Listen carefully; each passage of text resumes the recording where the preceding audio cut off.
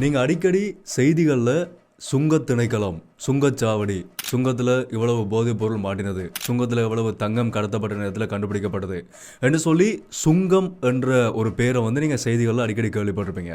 Customs. இந்த கஸ்டம்ஸ்ன்னு சொன்னால் என்ன, சுங்கத் திணைக்களம்னு சொன்னால் என்ன, இவர்களுடைய வேலைகள் என்ன, இலங்கையினுடைய ஒட்டுமொத்த வருமானத்தில் அதிகமான வருமானத்தை நாட்டுக்கு பெற்றுக் கொடுக்கக்கூடிய ஒரு திணைக்களம் தான் இந்த சுங்க திணைக்களம். அப்படி என்ன வேலைகள் எல்லாம் செய்கிறார்கள், எப்படிப்பட்ட கடத்தல் சம்பவங்கள் எல்லாம் இதில் நடந்திருக்குது. சொல்லப்போனால் படங்கள் எல்லாம் நீங்கள் பார்த்துருப்பீங்க. சுங்கம் தான் இருக்கிறதுலையே அந்த உள்ளுக்குள்ளே இருக்கக்கூடிய அதிகாரிகளுக்கும் அதிகமான வருமானத்தை கொடுக்கக்கூடிய ஒரு துறைன்னு சொல்லப்படுற ஒரு துறை.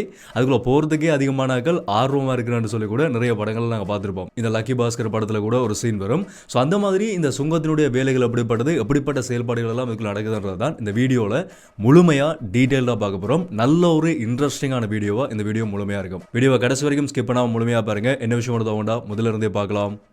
அனைவருக்கும் வணக்கம். நான் உங்கள் VK கரிகாலன். அதனால தெளிவாக பார்க்குறதுக்கு முதல் என்னோட சேனலுக்கு தான் புதுசாக பார்த்து கொண்டு வந்தீங்கன்னு சொன்னால் இந்த மாதிரி தொடர்ச்சி இன்ஃபார்மேட்டிவ் வீடியோஸ், அதுமாதிரி நியூஸ் அனாலிசிஸ் அப்டேட்ஸ் எல்லாத்தையுமே தொடர்ச்சியாக பார்க்கணும்னு சொன்னால் மறக்காமல் சப்ஸ்கிரைப் பண்ணி அந்த பெல் ஐக்கனை கிளிக் பண்ணி ஆல் ஆப்ஷன் வச்சுக்கொள்ளுங்க. அப்போ நான் அப்லோட் பண்ண வீடியோஸ் எல்லாமே தொடர்ச்சியாக உங்களுக்கு கொடுங்க நோட்டிஃபிகேஷன்ஸாக வரும். அதேமாதிரி யாராவது நான் பர்சனலாக ஃபாலோ பண்ண சொன்னால் இன்ஸ்டாகிராமில் போய் VK கரிகாலன் சர்ச் பண்ணிங்கன்னு சொன்னால் இந்த ப்ரொஃபைல் மறக்காம ஃபாலோ பண்ணிக்கொள்ளுங்க. இந்த வீடியோவை லைக் பண்ணதுக்கு மட்டும் இதோட கடைசியில் முடிஞ்ச வரைக்கும் எல்லாருக்குமே இந்த வீடியோ ஷேர் பண்ணி விட்ருங்க. ஓகே, இலங்கை சுங்கம், ஸ்ரீலங்கா கஸ்டம்ஸ். இது இலங்கையில் மட்டுமில்லை, உலகத்திலேயே மிக பழமையான சுங்க நிர்வாகங்களுக்குள்ள உண்டா இருக்கிறது தான் இலங்கையினுடைய சுங்க திணைக்களம். அதாவது 1806ஆம் ஆண்டு, இன்றைக்கு இருந்து 219 வருஷங்களுக்கு முதல் இலங்கைக்குள்ளே உருவாக்கப்பட்ட ஒரு நிர்வாக அமைப்பு தான் இலங்கையினுடைய சுங்க திணைக்களம். நாங்கள் பாடசாலையில் படிக்கும்போது வரலாறு புத்தகங்கள் எல்லாம் படிச்சிருப்போம். இந்த சுங்க நிர்வாகம்னு சொல்லி அரசர்களுடைய காலகட்டத்திலையும் சரி, இல்லாட்டி அதுக்கு பிறகு வந்த பிரிட்டிஷனுடைய காலகட்டத்திலையும் இலங்கைக்குள்ள தொடர்ச்சியாக இந்த சுங்கம்ன்றது அப்ப இருந்து இப்ப வரைக்குமே இருக்கிற ஒரு துறை. இதுக்குள்ள இன்னொரு அதிர்ச்சியான ஆச்சரியமான விஷயம் என்னன்னு சொன்னா, 2000 வருஷத்துக்கு முதல், அதாவது இலங்கையினுடைய ஹம்பாந்தோட்டையில் இருக்கிற கொடவாய துறைமுகத்தில் 2000 வருஷத்துக்கு முதலே இந்த சுங்க நிர்வாகம் இருந்ததுக்கான சான்றுகள் இலங்கைக்குள்ள இருக்கிறதா ஒரு விடயம் சொல்லப்படுகிறது. இந்த அடிப்படையில் பார்க்கும்போது இலங்கைக்குள்ள ஆரம்ப காலகட்டங்கள் இருந்தே 2009ஆம் ஆண்டுல தான் 200 வருட பூர்த்திய இந்த சுங்க திணைக்களம் இலங்கைக்குள்ள கொண்டாடி இருந்தார்கள். ஸோ அந்த அடிப்படையில் பல ஆயிரம் வருஷத்துக்கு முதல் இருந்தே இந்த சுங்க நடவடிக்கைன்றது துறைமுகங்களையும் விமான நிலையங்களையும் தொடர்ச்சியாக இன்றைக்கு வரைக்கும் இருந்து கொண்டிருக்குது. இந்த சுங்க திணைக்களத்தினுடைய நடவடிக்கைகள் என்னென்ன நடவடிக்கைகளாக இருக்கும்னு சொன்னால், விமான நிலையத்தில் இலங்கைக்குள்ள வரக்கூடிய பயணிகள் கொண்டு வரக்கூடிய பயண பொதிகள், இந்த லக்கேஜஸ் எல்லாம் இருக்குது தானே, அந்த லக்கேஜஸுக்குள்ள என்னென்ன பொருட்கள் இருக்குன்றதை பரிசோதிச்சு, நீங்கள் விமான நிலையத்தில் பார்த்துருப்பீங்க, இலங்கை சுங்கம்னு சொல்லி தனியாக ஒரு செக்ஷனே உருவாக்கப்பட்டிருக்கும். அது இலங்கைன்னு சொல்லி மட்டும் இல்லை, உலகத்தினுடைய எல்லா நாடுகளையுமே சுங்கம், கஸ்டம்ஸ்ன்றது முக்கியமாக விமான நிலையத்தில் இருக்கக்கூடிய ஒரு பகுதி. அந்த கஸ்டம்ஸில் கொண்டு வரக்கூடிய லக்கேஜஸுக்குள்ள நாங்கள் ஏதாவது சட்டவிரோதமான பொருட்களை நாட்டுக்குள்ளே கொண்டு வரோமா, தடை செய்யப்பட்ட பொருட்கள், இல்லாட்டி வரி விதிக்கப்படாத பொருட்களை நாங்கள் கொண்டு வரோமா, இல்லாட்டி ஏதாவது நாங்கள் வரி ஏய்ப்பு செய்து வரியை நாங்கள் செலுத்தாமல் கொண்டு வரோமான்ற முழுமையான பரிசோதனைகளும் விமான நிலையத்தில் செய்யப்படும். அதே மாதிரி துறைமுகம் என்று சொல்லி பார்க்கும்போது துறைமுகத்தில் தான் இந்த சுங்கத்தினுடைய செயல்பாடுகள் பிரதானமாக அதிகமாக இருக்கும். அது எப்படின்னு சொன்னால், அதை பார்க்குறதுக்கு முதல் இந்த சுங்க திணைக்களத்தினுடைய பிரதானமான செயல்பாடுகளாக என்னென்ன செயல்பாடுகள் இருக்குன்றதை ஒவ்வொன்றா பார்க்கலாம். நான் ஆரம்பத்திலேயே சொன்ன மாதிரி இலங்கையினுடைய அரசாங்கத்துக்கு மிகப்பெரிய அளவிலான வருமானத்தை பெற்றுக் கொடுக்கக்கூடிய ஒரு முக்கியமான துறை தான் இந்த சுங்கம். அது சாதாரணமாக இல்லை, ட்ரில்லியன் கணக்கான வருமானம். அது எவ்வளவுன்றதை நான் அடுத்ததாக சொல்கிறேன். ட்ரில்லியன் கணக்கான வருமானத்தை இந்த சுங்கம் மூலமாக இலங்கையுடைய அரசாங்கம் ஒவ்வொரு வருடமும் ஒவ்வொரு மாதமும் பெற்றுக்கொண்டே இருக்கிறார்கள். அப்படி எதன் மூலமாக இவர்களுக்கு வருமானம் கிடைக்குது, எப்படி இவர்களுடைய செயல்பாடுகள் இருக்குன்னு சொன்னால், ஒன்று வருவாய் வசூலிப்பு. இலங்கைக்குள்ள வரக்கூடிய ஏற்றுமதிகள், இறக்குமதிகள், அதே மாதிரி வரி விதிப்புகள், இதிலிருந்தெல்லாம் பெற்றுக்கொள்ளக்கூடிய வருமானங்களை பிரதானமாக வசூலிக்கிறது இந்த சுங்க திணைக்களம் தான். ரெண்டாவது, வருவாய் கசிவுகள், பிற மோசடிகளை தடுக்கிறது. இந்த யாராவது வரி ஏய்ப்பு செய்தா, வரியை செலுத்தாமல் நாட்டுக்குள்ள பொருட்களை கொண்டு வந்தா, இல்லாட்டி களவா சுங்கத்துக்கு தெரியாமல் பொருட்களை நாட்டுக்குள்ள கொண்டு வரணும்னு சொல்லி நினைச்சா அதை தடுக்கிறதுக்கான செயல்பாடுகளை இந்த சுங்க திணைக்களம் தான் செய்வார்கள். மூன்றாவது, முறையான வர்த்தகத்தை எளிதாக்குதல். நாலாவது, புள்ளி விவரங்களை வழங்க, இறக்குமதி ஏற்றுமதி தொடர்பான முழுமையான தரவுகளையும் வழங்குறதுக்காக முழுமையான தகவல்களையும் சேகரிக்கிற செயல்பாடையும் இந்த சுங்க திணைக்களம் தான் செய்யும். அடுத்தது, ஐந்தாவது, இறக்குமதி மற்றும் ஏற்றுமதி தொடர்பான பிற அரச துறைகள் மற்றும் பங்குதாரர்களுடனான ஒத்துழைப்புகள் மற்றும் ஒருங்கிணைப்புகள். நாட்டினுடைய ஒட்டுமொத்த இறக்குமதி ஏற்றுமதியுமே சுங்கத்தை தாண்டி எப்பவுமே வெளியிலையும் போகாது, உள்ளேயும் வராது. நான் அந்த போதைப்பொருள் தொடர்பான வீடியோலையும் சொல்லியிருப்பேன். இலங்கைக்குள்ளே வரக்கூடிய கண்டெய்னர்ஸ் எல்லாமே இந்த சுங்க திணைக்களத்தால் பரிசோதனைக்கு உட்படுத்தப்பட்டதுக்கு பிறகுதான் நாட்டுக்குள்ளே உள்ள வரும். இல்லாட்டி நாட்டிலேருந்து ஏற்றுமதி செய்யணும்னு சொன்னாலும் வெளியில் போகும். அதை தாண்டி யாராலையுமே எதுவுமே செய்ய முடியாது. ஆனால் அதுக்குள்ளே நடக்கக்கூடிய செயல்பாடுகள், இந்த ஊழல்கள், அதே மாதிரி அரசு அதிகாரிகளை வச்சுக்கொண்டு அந்த காலகட்டத்தில் ஆட்சியாளர்கள் செய்யக்கூடிய மோசடிகளால் தான் போதைப் பொருட்கள் உள்ள வந்தன்றதும் எல்லாருக்குமே வெளிப்படையாக தெரிஞ்ச ஒரு முக்கியமான விஷயம். இப்போ கூட பெரிய ஒரு பிரச்சனை போய் கொண்டு இருக்குதானே, 323 கண்டெய்னர்ஸ் பரிசோதனைக்கு உட்படுத்தப்படாமல் ரிலீஸ் பண்ணப்பட்டன்னு சொல்லி, அதுவும் இந்த சுங்க திணைக்களம் செய்யக்கூடிய ஒரு செயல்பாடு தான். அதாவது இலங்கைக்குள்ளே வரக்கூடிய சாதாரணமாக ஒரு கண்டெய்னர் வந்தாலும் லட்சக்கணக்கான கண்டெய்னர்ஸ் நாட்டுக்குள்ளே வந்து கொண்டிருக்கும். அதுக்குள்ளே ஒவ்வொரு தனித்தனி கண்டெய்னர்ஸையும் முழுமையாக பரிசோதனைக்கு உட்படுத்தி தான் சுங்கத்திலிருந்து வெளியில் விடுவார்கள். அதே மாதிரி எல்லை பாதுகாப்புன்ற ஒரு விஷயமும் இந்த சுங்க திணைக்களத்துக்குள்ள தான் ஒரு பகுதியாக உள்ள வருது. இப்படிப்பட்ட முக்கியமான செயல்பாடுகளை செஞ்சு கொண்டிருக்கக்கூடிய இந்த சுங்க திணைக்களம் எந்த அமைச்சர்களை வருதுன்னு சொன்னால் இலங்கையினுடைய நிதி அமைச்சர்களை.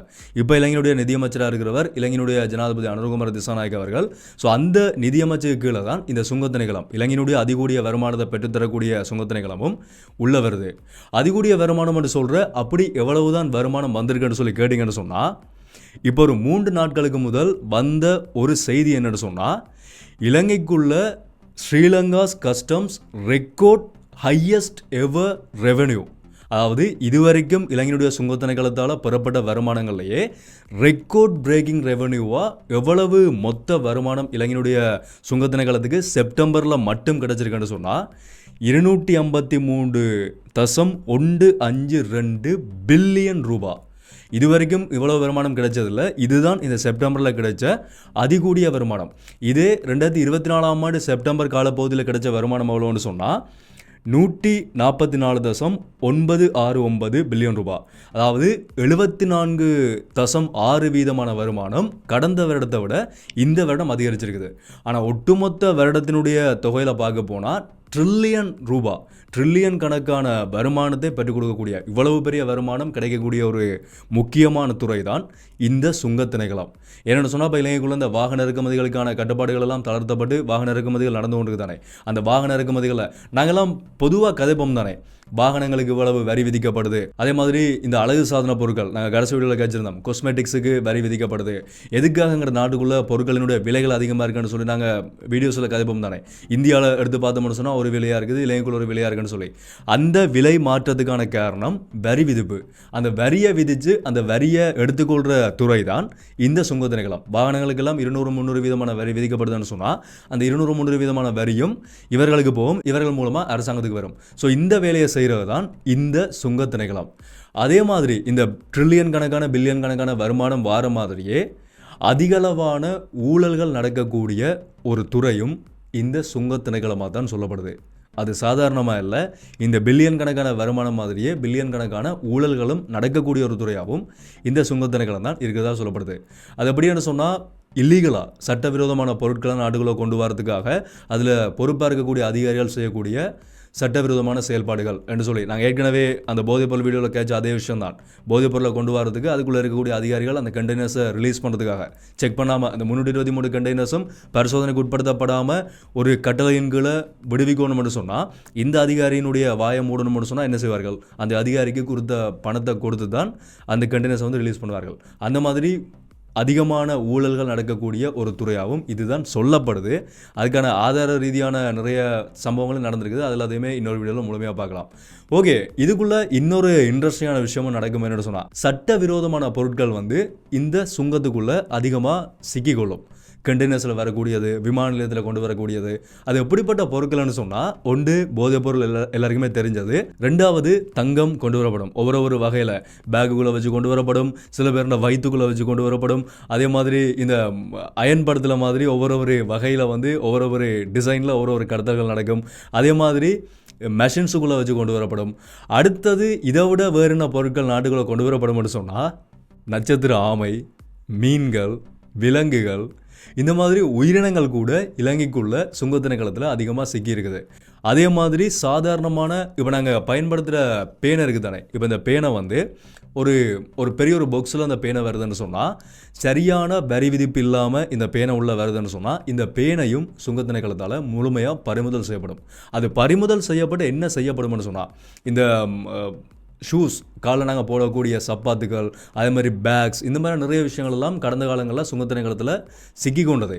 அந்த சிக்கிக்கொண்ட சட்டவிரோதமாக கொண்டு வரப்பட்டு சிக்கிக்கொள்ளக்கூடிய பொருட்களை அவர்கள் என்ன செய்வார்கள்னு சொன்னால், நாட்டுக்குள்ளே அதை வரி விதித்து பயன்படுத்த விட மாட்டார்கள், முழுமையாக அழிக்கப்படும். இந்த ஷூஸ், பேக்ஸ், அதே மாதிரி இன்னும் நிறைய முக்கியமான இந்த ஹேர் டை எல்லாம் வந்து கடந்த காலங்களில் அழிக்கப்படுது. அந்த மாதிரி எதுவுமே சட்டவிரோதமாக கொண்டு வரப்பட்டு அது உறுதிப்படுத்தப்படுமா இருந்தால் அது நாட்டுக்குள்ளே அனுமதிக்கப்பட மாட்டாது. இந்த வீடியோ பார்த்து கொண்டிருக்கிறார்கள்ல வணிகம் செய்யக்கூடியார்கள், பிஸ்னஸ் செய்யக்கூடியார்கள் யாராவது இருந்தீங்கன்னு சொன்னால் உங்களுக்கு நல்லாவே தெரிஞ்சிருக்கும். நாட்டுக்குள்ளே இருந்து ஒரு பொருளை நீங்கள் ஏற்றுமதி செய்கிறீங்கன்னு சொன்னால் கட்டாயமாக சுங்க திணைக்களத்தினுடைய அனுமதி தேவை. அந்த வரி விதிக்கப்பட்டதுக்கு பிறகு தான் நாட்டிலேருந்து எக்ஸ்போர்ட் ஆகும். ஸோ அப்படி இவ்வளவு பெரிய ஒரு முக்கியமான வேலையை இலங்கைக்குள்ளே செஞ்சு கொண்டிருக்கக்கூடிய ஒரு திணைக்களம் தான் இந்த சுங்க திணைக்களம். ஸோ முக்கியமான ஒரு அரச துறை சார்ந்த ஒரு திணைக்களமாக இருக்கிறபடியாக நாங்கள் பொதுவாக தெரிஞ்சு கொள்ள வேண்டிய ஒரு விஷயம் உள்ளபடியாக தான் இந்த வீடியோவில் இந்த தகவலை வந்து உங்களோட ஷேர் பண்ணியிருக்கிறேன். நீங்கள் அடுத்த முறை விமானத்திலிருந்து வரும்போது நீங்கள் கட்டாயமாக நோட் பண்ணி பார்ப்பீங்கன்னு நினைக்கிறேன். சுங்கம், இலங்கை சுங்கம்னு சொல்லியிருக்கும். அந்த அதிகாரிகள் எல்லாம் கிட்டத்தட்ட ஒரு காக்கி ட்ரெஸ்ஸில் வந்து இருக்கிறத நீங்கள் பார்ப்பீங்க. ஸோ அவர்கள்லாம் சுங்க அதிகாரிகளாக அங்கே இருப்பார்கள். ஸோ ஒரு புதிய ஒரு இன்ட்ரெஸ்டிங்கான விஷயத்தை இந்த வீடியோவில் வந்து நீங்கள் தெரிஞ்சு கொண்டிருப்பீங்கன்னு சொன்னால் நம்புறேன். இந்த மாதிரி வேறு என்ன திணைக்களங்களை பற்றி இல்லாட்டி வேறு என்ன விஷயங்களை பற்றி கதைக்கலாம்ன்றதை கமெண்ட்டில் சொல்லுங்கள். அதை பற்றி வீடியோஸையும் தொடர்ச்சி அடுத்தடுத்து நான் போஸ்ட் பண்ணுறேன். நிறைய இன்ட்ரெஸ்டிங்கான வீடியோஸ் வரப்போது அது எல்லாத்தையுமே நீங்கள் பார்க்கணும்னு சொன்னால், இனிமேல் சப்ஸ்கிரைப் பண்ணாமல் இருந்தீங்கன்னு சொன்னால் சப்ஸ்கிரைப் பண்ணி இந்த பெல் ஐக்கனை கிளிக் பண்ணி ஆல் ஆப்ஷன் வச்சுக்கோங்க. அப்போ தான் அப்லோட் பண்ணுற வீடியோஸ் எல்லாமே உடனே உங்களுக்கு நோட்டிஃபிகேஷன்ஸாக வரும். அதுக்கு நீங்கள் பெல் ஐக்கனை கிளிக் பண்ணி ஆல் ஆப்ஷன் வச்சுக்கொள்ளணும். ஸோ மீண்டும் வீடியோவில் சந்திப்போம். நன்றி.